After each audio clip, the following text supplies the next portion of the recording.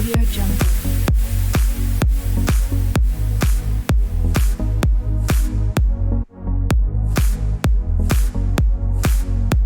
Audio Jungle.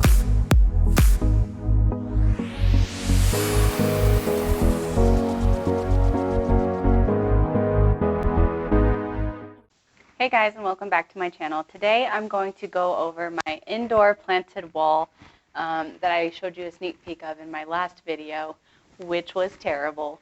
So first of all, we're going to go over some of the construction and the location of the wall. So this wall in my house has a window on the adjacent wall, and it is a north-facing window. So this wall doesn't receive any direct light during the day. It just receives bright indirect all day.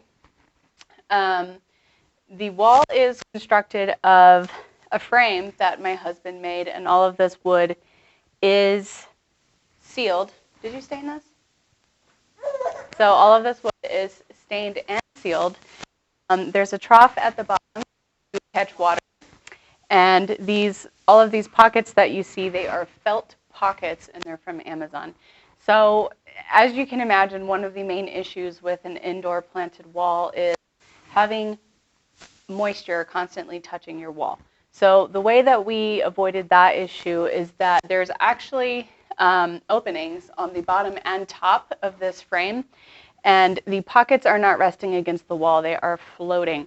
So you have airflow behind the wall, and you also don't have a constantly moist structure touching the wall. And again, the reason for that is because we don't want to have mold or mildew issues in our home. So this trough at the bottom, it does have a pond liner in it. While the wood is sealed, you still have some wood, and especially with seasonal influences, with changes in temperature and shifts in humidity, your wood can warp and it can shift. So, and that can create cracks, which water could flow through even if you have it sealed and siliconed. So we do have a pond liner in there, and it is siliconed in, so it isn't moving, and water can't get behind it and under it, and that has been working excellently. And I did mention that these felt pockets are from Amazon, and I'll include a link to that below in my video description. Next, I want to kind of talk about the planting of the wall and maintaining the wall. So these pockets, you could put actually potted plants in them. It will fit 4-inch nursery pots. However, I just filled the pockets directly with a soil mixture. One thing that I want to mention is that I use peat, sand, and perlite for most of my indoor houseplants, and that has just worked very well with my watering habits and care habits. I know a lot of people like to use a very airy aeroid mix. I would not recommend that for this wall. And the reason for that is because it will dry out way too quickly. You will be watering your wall probably twice a day if you have an airy aeroid mix. These pockets are felt, so they are breathable. So what that means is you have a lot of surface area of your media exposed to the environment, which means it can quickly dry out. So all of my pockets are planted up, and they are a mix of peat, sand, and soil. It's also a very good soil mix for going on the cheap. Next, I want to talk about how to water the wall.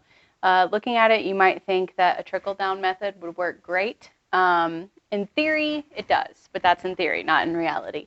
What happens is that, well, first let me start off by saying, when you're planting up your wall, definitely underfill the pockets. You want to have probably about a 2-inch gap from the top of the liners to the surface of the soil. And the reason for that is if you're watering the soil with a watering can, for example, and a stream of water, that's going to be too much water for the soil to absorb quickly enough that it'll pull through it and saturate the soil. So what's going to happen is these pockets lean out. So when you water, your water is going to run off the top and kind of just avalanche soil to the pockets below. So make sure you underfill your pockets so that you can accumulate some water in the pocket, and then it'll thoroughly saturate the soil and drain through. And so when I am watering, though, you will have the pockets leak through the bottom, and you will get water to some of the pockets beneath it. So the caveat about that, though, is that the water drains through at the back of the wall. So your soil isn't going to be thoroughly moistened. You're going to be, if you're relying on a trickle-down method to water your water is going to be running through the back, and it's going to run through so quickly that it can't actually saturate the pockets underneath of it.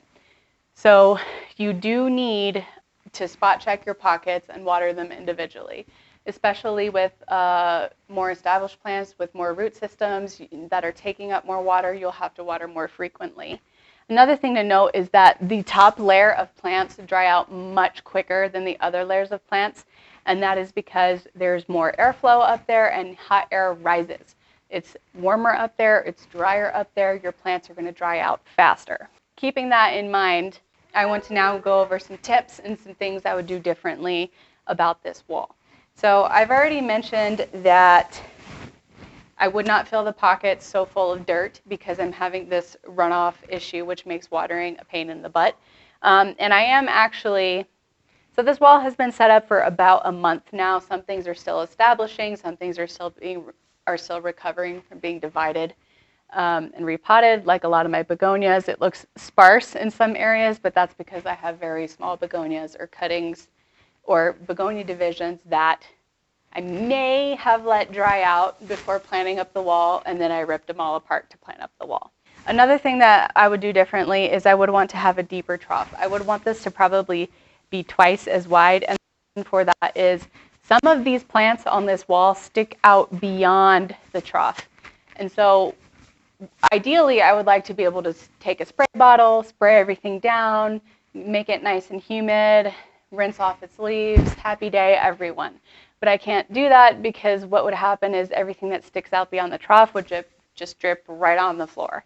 And now I do have pond liner on the floor under the wall now, but I didn't used to. And like every time I watered the wall, even though I wasn't spraying it, because I was having those avalanching dirt water runoff issues, I would basically have to like wipe up my floor every time I watered the wall. And so I've kind of taken care of that issue by having a pond liner on it now. And another tip to keep in mind is that because I mentioned that water does run down the backs of the pockets and eventually through the trough, and the trickle-down method doesn't really work for watering all these mid-range plants, the pockets on the bottom hardly ever dry out.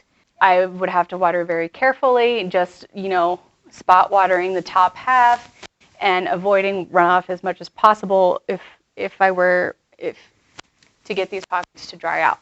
So one thing I would definitely do differently is keep plants at the top that like less water, that like to dry out more frequently, and put plants that love moisture-rich environments and that trail at the bottom. So I was kind of operating on the theory that I wanted to put climbing plants at the bottom. So I have my Monstera Peru, I have some Philodendron Brantianum, I have some Philodendron Melanochrysum, I have all these Syngonium, I have a Philodendron Silverstripe, a Philodendron Verrucosum, and I have a reverted Mandula Pothos over here. And my thoughts were, I'm going to put it on the bottom so that it can climb up and get big. And that's great. You do want to plant those towards the bottom, but not in the bottom pockets. In like the second to bottom pockets would have been ideal. And the reason for that is because if you have climbers, they're not going to trail down and cover the bottoms of these ugly pockets. So that's how you kind of want to arrange your plants for both watering needs and for aesthetics. So that's just kind of a quick and dirty on the plant wall, and enjoy the tour. Bye, guys.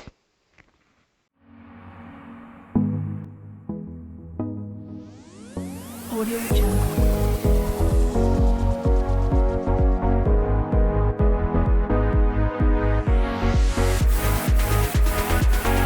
Audio Jungle.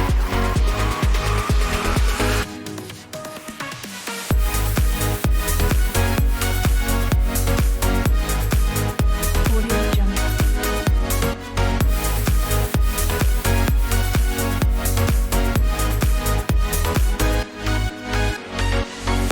Audio Jungle.